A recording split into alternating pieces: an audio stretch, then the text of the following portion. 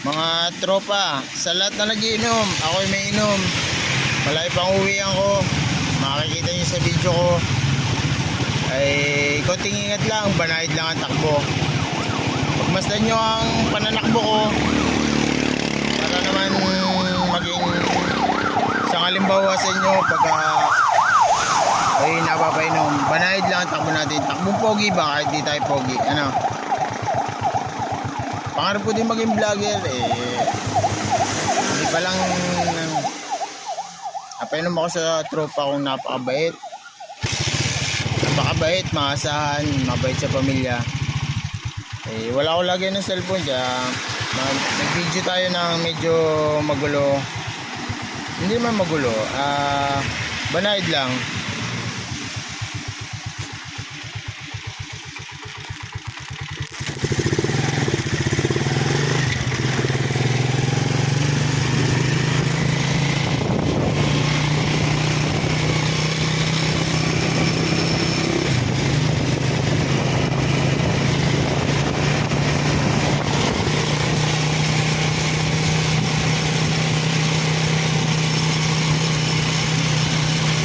Pasahero ako ng lasing din na dating magta-tricycle.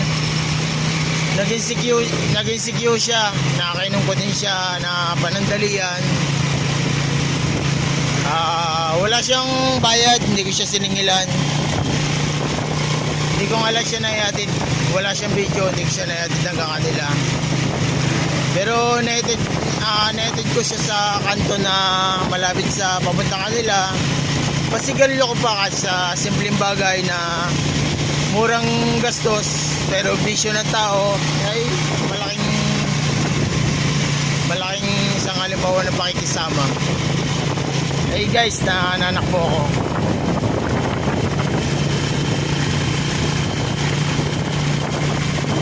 Dahan-dahan lang yung takbo ko, mga estimate ko mga 40 per hours kilometer, 40 kilometers per hour. Bagal lang siya kasi nga may inom tayo. Mahirap na sa mga sangkutan na aksidente, wala tayong laban kasi may inom tayo. Sa mga mag-iinom na magdadrive pag-uwi, makapadayo man kayo sa malayo malapit, takbong banayad lang, takbong pogi lang.